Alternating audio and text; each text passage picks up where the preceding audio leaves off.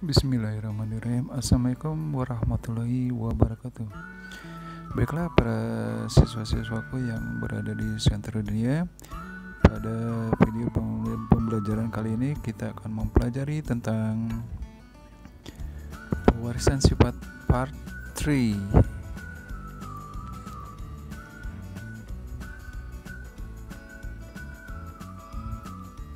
Ya, untuk kompetisi dasar, ya, yang pertama, siswa diharapkan menerapkan konsep pewarisan sifat dalam pemulihan dan kelangsungan makhluk hidup. Dan untuk keterampilan, siswa diharapkan mampu menyajikan hasil penelusuran informasi dari berbagai sumber terkait tentang tanaman dan hewan hasil pemulihan. Ya, untuk secara garis besar gambaran dari video pembelajaran kali ini, kita akan mempelajari tentang pewarisan sifat pada manusia, di mana pewarisan sifat tersebut yang akan kita pelajari ada warna kulit, bentuk pertumbuhan rambut pada dahi, tipe pelekatan kuping telinga, bentuk rambut. Kemudian juga kita akan mempelajari tentang kelainan sifat pada manusia yang diturunkan. Di antaranya ada albino, buta warna, hemofilia, kanker. Kemudian penerapan pewarisan sifat dalam pemulihan makhluk hidup pun akan dipelajari, ya, baik pada tumbuhan maupun pada hewan.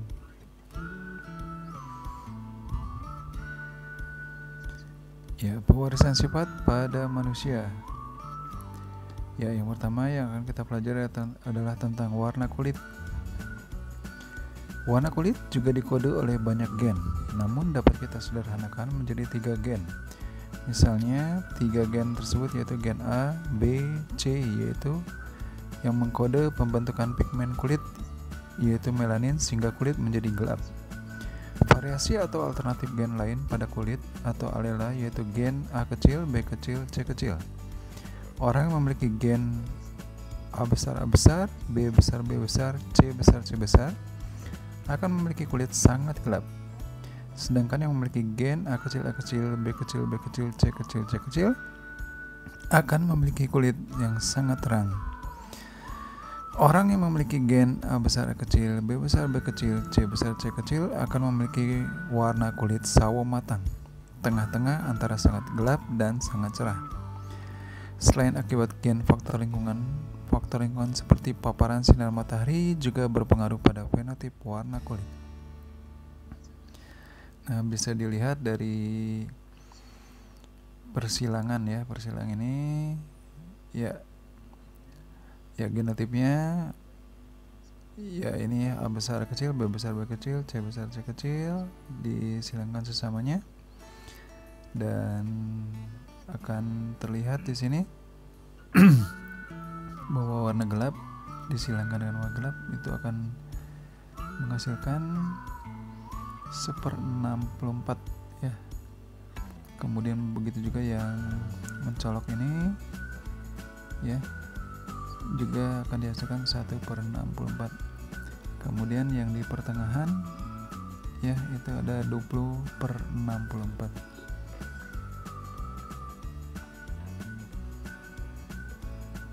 Ya, berikutnya bentuk pertumbuhan rambut pada dahi juga diwariskan ya. Ketika kamu mengamati rambut yang tumbuh pada dahi teman-temanmu, pasti kamu akan melihat perbedaan. Ada rambut yang tumbuh melingkar biasa atau tumbuh seperti huruf V atau yang dikenal dengan widow's peak. Tumbuhnya rambut seperti huruf V dikontrol oleh gen W besar diambil dari widow's peak. Gen W besar ini bersifat dominan. Orang yang memiliki pertumbuhan rambut pada dahi memiliki gen W besar homozygote dominan atau gen W besar W kecil heterozygote. Sedangkan orang yang tidak memiliki pertumbuhan rambut seperti huruf V memiliki genotip homozygote resesif W kecil.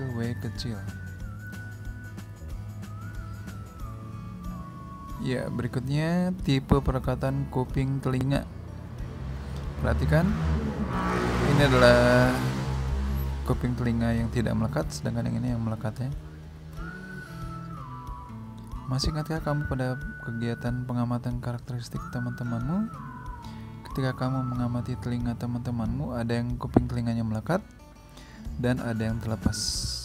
Seperti yang telah dipaparkan sebelumnya, tipe pelekatan kuping telinga ini juga dikontrol oleh gen, yaitu gen G besar untuk kuping telinga terpisah atau terlepas dan gen G kecil untuk kuping telinga melekat.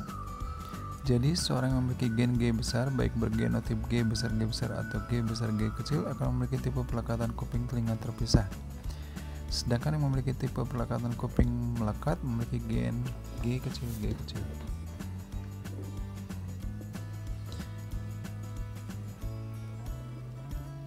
Ya, berikutnya bentuk rambut ini pun diwariskan pada manusia ya.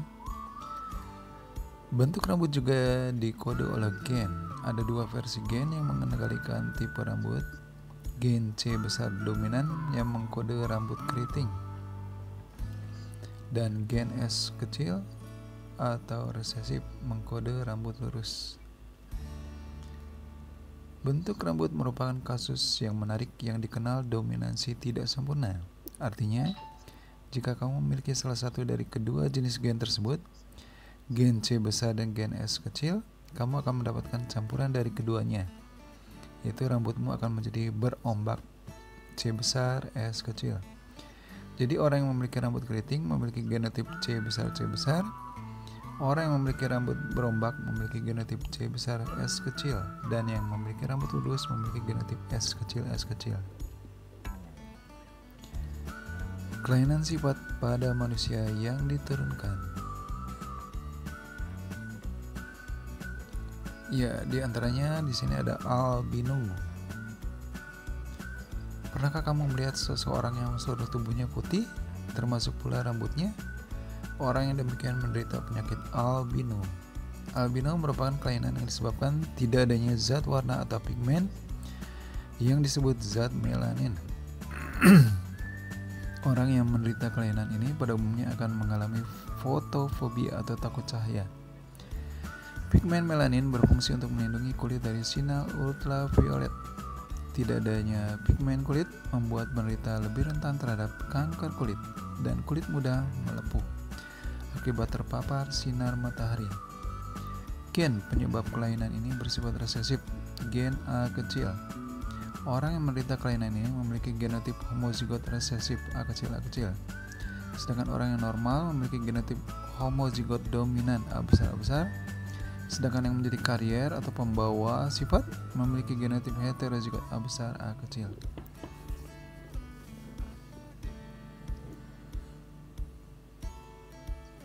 Ya, kelainan sifat pada manusia yang diturunkan lainnya diantaranya adalah buta warna atau color blind. Tahukah kamu apa itu buta warna? Buta warna adalah kelainan seorang yang tidak dapat membedakan beberapa warna dengan baik. Biasanya antara merah, oranye, biru, dan hijau. Sekarang coba perhatikan angka pada gambar berikut. Lalu tebaklah angka yang ada dalam gambar. Ya, ini angka berapa?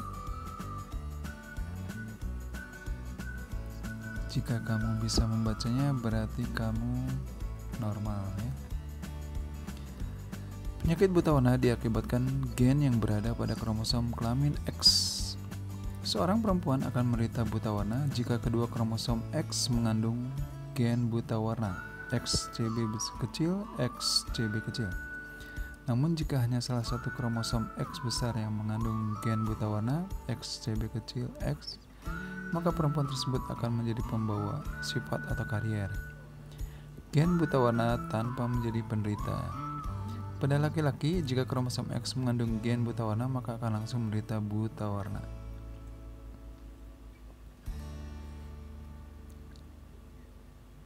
Ya, berikutnya kelainan sifat pada manusia yang diturunkan adalah hemofilia. Hemofilia adalah kelainan di mana darah sulit untuk menggumpal saat terjadi luka pada bagian tubuh tertentu yang disebabkan tidak dihasilkannya faktor penggumpalan darah dalam tubuh seseorang. Saat penderita hemofilia mengalami luka disertai pecahnya pembuluh darah, maka darah akan terus mengalir keluar dan sukar membeku sehingga penderita dapat mengalami kekurangan darah dan dapat menyebabkan kematian. Gen hemofilia terletak pada kromosom X dan sering ditandai dengan lambang X besar H kecil. Huruf X sebagai penanda jenis kromosom, huruf H kecil sebagai penanda gen hemofilia. Jika wanita memiliki salah satu kromosom X yang mengandung gen hemofilia, memiliki genotip XH besar X kecil, maka ia akan menderita karier atau pembawa sifat kelainan hemofilia. Wanita dengan kedua kromosom X mengandung gen hemofilia memiliki genotip XH kecil dan ini bersifat letal atau menyebabkan kematian.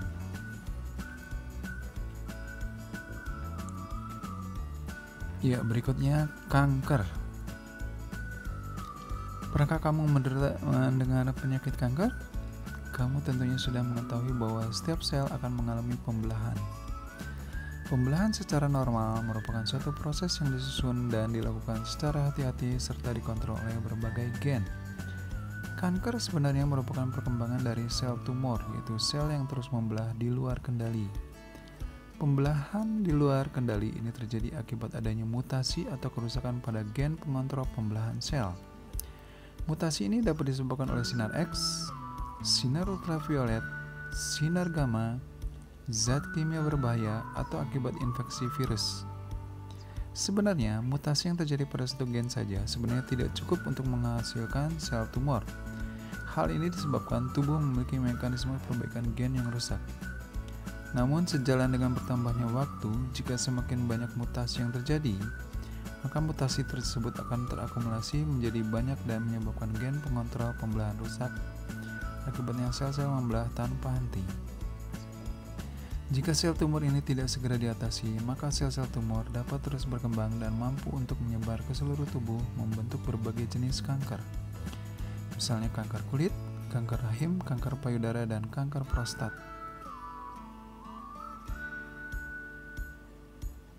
Ya, penerapan pewarisan sifat dalam pemuliaan makhluk hidup. Pewarisan sifat dalam pemuliaan tumbuhan. Varietas hibrida atau varietas hibrida ini dibuat untuk mengambil manfaat dari munculnya kombinasi yang baik dari induk-induk yang disilangkan. Contoh dari varietas hibrida ada jagung hibrida, padi hibrida. Padi hibrida. Padi hibrida dapat menghasilkan beras 30% lebih banyak daripada padi pada umumnya, lebih tahan terhadap lahan yang kering, lebih pulen, lebih wangi, dan lebih cepat dipanen. Contoh padi hibrida misalnya varietas Arize, Intani, PPH, Bernas Prima, dan varietas IPB 4S. Padi ini dikembangkan dalam rangka membantu pemerintah mencegah krisis pangan. Padi varietas ini dapat dipanen setelah 112 hari setelah penanaman, memiliki tekstur yang pulen, tahan terhadap hama tungro, dan mampu menghasilkan hasil panen sebesar 10,5 ton per hektar area. Jagung hibrida. Selain padi, juga ada jagung hibrida, misalnya hibrida C1, hibrida CP1, dan CP12 ya. Hibrida IPB4, hibrida Pioneer 2, Malin, Metro, dan varietas Bima. Jagung varietas Bima 14 Batara merupakan jagung hibrida unggul yang dihasilkan dari hasil persilangan galur atau jenis dari Balai Penelitian Sereal dengan galur hasil kerjasama dengan Syngenta, perusahaan asal Swiss yang bergerak dalam bidang agrobisnis termasuk biji dan bahan kimia pertanian, serta terlibat aktif dalam penelitian di bidang gen-gen tumbuhan dan bioteknologi. Hibrida Bima 14 Batara ini dapat dipanen sekitar 95 hari setelah penanaman, memiliki tinggi kurang lebih 199 cm, memiliki perakaran yang kuat sehingga tidak mudah roboh. Pewarisan sifat dalam pemuliaan hewan. Pewarisan sifat juga berperan penting dalam pemuliaan hewan, yaitu dalam rangka untuk menghasilkan hewan ternak berkualitas tinggi. Misalnya unggas yang mampu menghasilkan banyak telur atau sapi dengan kualitas susu dan daging yang baik. Contohnya ayam broiler atau hasil persilangan beberapa jenis ayam. Ayam broiler dapat dikelompokkan berdasarkan asal daerahnya antara lain Amerika, Mediterania, Inggris, dan Asia. Pada umumnya, ayam broiler di Indonesia juga berasal dari daerah-daerah tersebut. Contoh jenis ayam broiler dari Asia yaitu jenis Brahma yang berasal dari India. Ayam broiler dari Inggris misalnya jenis Cornish. Ayam ini memiliki tubuh yang pendek namun menghasilkan banyak daging. Ayam broiler dari Amerika misalnya jenis Plymouth Rock. Ayam ini memiliki bulu putih, kabuan tubuh besar, daging yang lezat, dan mampu menghasilkan telur dengan baik. Ayam ini dihasilkan dari persilangan ayam Dominic dan ayam jenis Black Cochin.